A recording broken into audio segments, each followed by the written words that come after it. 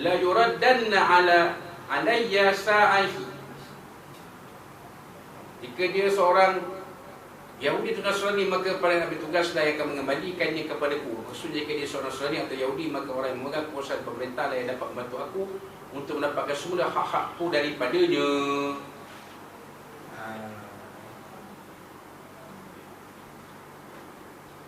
Ini kalau dia tu non-Muslim, terpulang kepada pemerintah suatu adanya apa yang dalam negara kita yang ada. Ada institusi penguasa undang-undang, ada institusi undang-undang mahkamah penguasa undang-undang, PDRM, SPRM. Ini tujuan dia ada kan. Kalau tak diadakan, sifat amanah ni akan terbang macam angin yang lalu. Ramai orang akan menyalahgunakan amanah yang diberi untuk kepentingan diri. Dalam keadaan itu pun tengoklah berapa banyak penipuan-penipuan yang berlaku sekarang. Scammer, jaga tuan-tuan. Ada pesara kerajaan yang hilang sampai juta, kena tipu oleh scammer.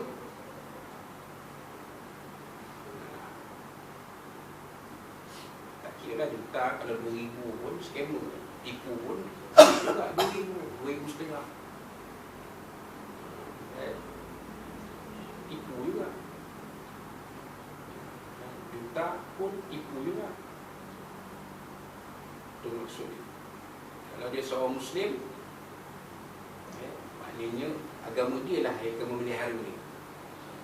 Kalau dia bukan seorang yang Muslim, dia tak benda tu, lah orang bukan Muslim kan? Bukannya benda yang haram pada kita orang Islam tak harus diharam pada orang Islam kan? Tapi yang boleh mengawal mereka adalah undang-undang dan pihak yang menguatkuasa dan menegakkan undang-undang. Itu wa ammal yauma qad kuntu ubayyi'u minkum illa fulanan wa fulanan. Adapun pada hari ini maka saya tidak pernah berjabadi dengan kamu semua melainkan kecuali dengan fulan dan fulan. Ini orang-orang tertentu saja. Maksudnya pada akhir zaman ni susah nak cari orang yang betul-betul boleh dipercayai. Payah nak cari. Lepas tu scammer bola luasa ni PDRM buat macam-macam.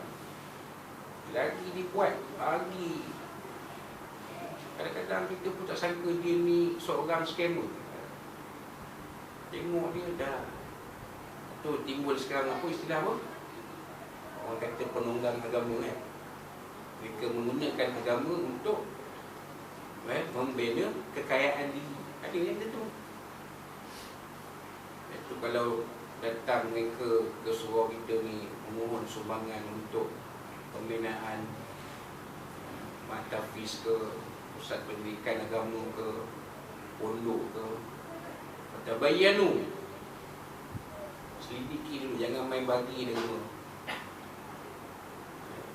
kena selidik, tengok betul ataupun saja dia menggunakan benda tu untuk membina kekayaan diri, untuk membina kehidupan. Kerja lain tak layak. Inilah cara aku nak cari duit, menggunakan agama, penunggang agama. Sedap dia nak tengok orang penunggang agama ni tu dia guna agama, lepas tu dia kaya.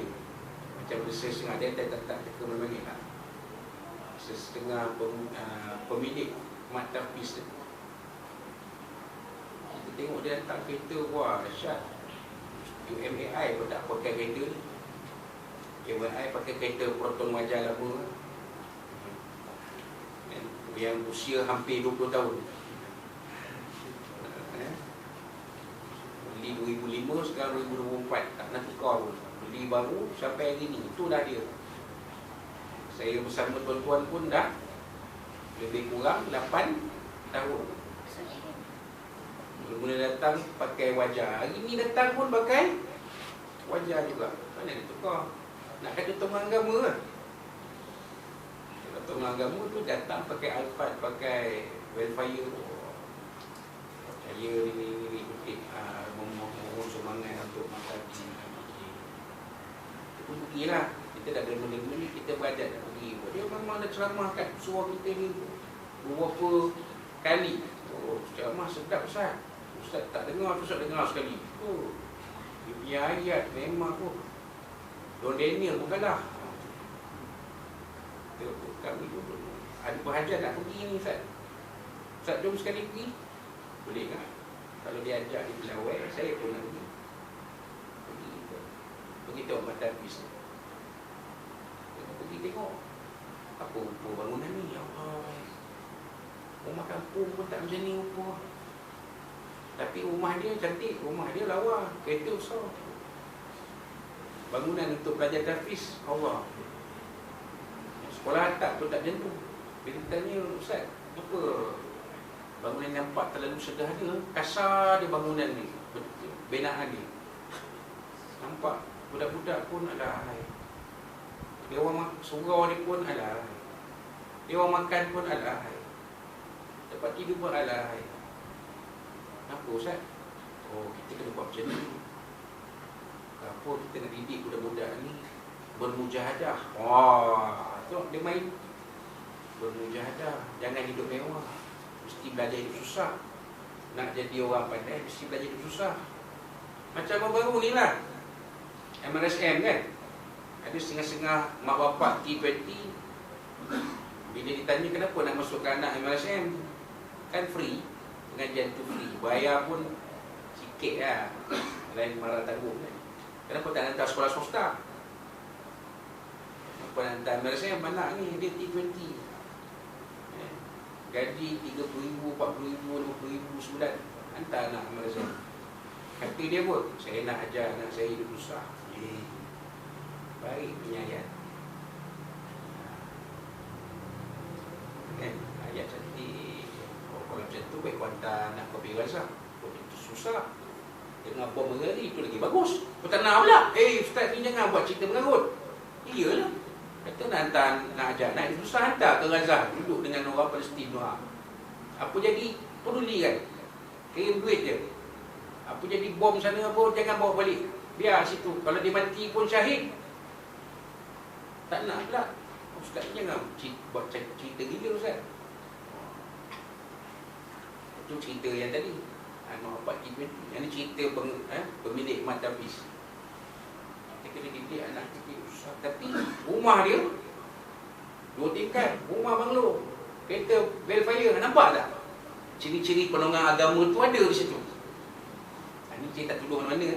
Kita main secara umum. Sebab ada. Kalau tak ada, kita tak cerita. Tak cerita.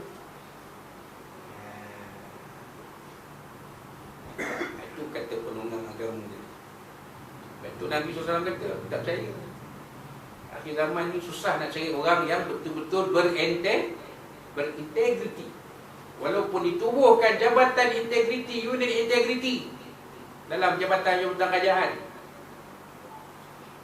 kalau dah depan mata ada kuasa, ada peluang nak cari duit, mesti ada depo kan. Takkan dulu tak. Payah. Ini yang Nabi SAW sebut dalam hadis yang diriwayatkan oleh Imam Bukhari dan Muslim. Maka diterangkan oleh Tuan Almarhum Tuan Guru, mereka saja, tapi maknanya dalam. Hadis ini menunjukkan bahawa sifat amanah akan hilang secara beransur dari kalangan kaum muslimin, sehinggalah sampai satu saat nanti orang yang dianggap baik untuk menjaga amanah pun telah khianat pula. Begitulah gambaran masyarakat kita hari ini. Ramai daripada kita terpedaya. Seorang yang berzahir ni nampak boleh memukul amanah, tapi sebenarnya dia juga telah berlaku curang. Wallahu rasuluhu. Nampak ini ayat ni. Hadis Nabi tu panjang, dua kali kuliah baru habis. Betul Tapi pengajaran keterangan ni pendek, 2 perenggan je. Sebabnya hadis Nabi sendiri pun dah cukup menerangkan tentang apa yang berlaku pada hari ini, di mana integriti itu, amanah itu satu yang susah untuk dipelihara. Saya berazam. Tak tujuh mana. Saya Saya akan tegakkan integriti dalam organisasi saya. Pun dia paling kuat cilok, dia paling kuat sakau. Dia tak cerita mana-mana jangan itu pula. Yang saya kena mengadap pula orang yang berkuasa. Dia cerita umum ulang siapa makan cili dia rasa pedai. Wallahu a'lam. Itulah dia sedikit sebanyak apa yang kita mampu uraikan pada malam ini dalam pada hadis yang ke-12. Tajuk yang diberi oleh marhum Tuan Guru ni, sifat amanah akan hilang sedikit demi sedikit. InsyaAllah pada kesempatan kita akan masuk kepada hadis yang ke-13. Untuk kuliah akan datang pada bulan Syahban, kuliah akhir sebelum kita berhenti rehat pada bulan Ramadan, iaitu pada 20 Februari 2024. 20 Februari 2024. InsyaAllah tajuknya ialah orang yang baik berkurangan sedang yang jahat bertambah banyak. Orang yang baik berkurangan sedang yang jahat bertambah banyak. Hadis yang ke-13. InsyaAllah kita akan uraikan pada kuliah kita akan datang, itu pada 20 Februari 2024. InsyaAllah kita akan bertemu pada tarikh yang disebutkan tadi. Jadi itulah dia sedikit sebanyak kita boleh kongsikan pada malam ini. Mudah-mudahan apa yang sempat kongsikan pada malam ini ada manfaat bersama dan jika panduan bagi kita boleh kepada umat kita Allah SWT. Hidup kita bersama solusi kita dengan agama kita sampai akhirat. Dan kalau kita sampai kepada kita bahasa terlanjur bicara dan tersinggung kata semua Muhammad Allah SWT dan Nabi SAW dan dari teman-teman sekalian, dan semoga kita ditemukan Allah SWT dengan tarikh 20 Rajab, iaitu dari berlakunya peristiwa Isra wal Mi'raj dan seterusnya melangkah ke bulan Sya'ban.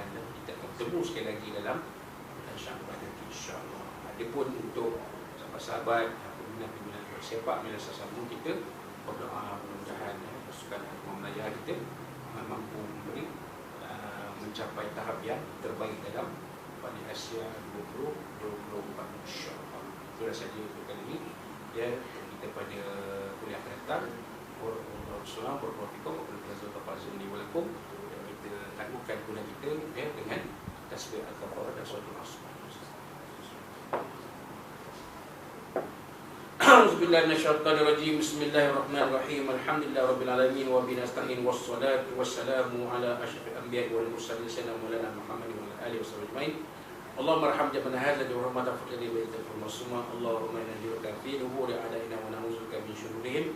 Allahumma baddid syamlahum wa farik jam'ahum wa shattit kalimatahum wa zalzil aqdahum wa sulkal babil kilabi. Ya Qahhar ya Jabbar ya Taqim ya Allah ya Allah.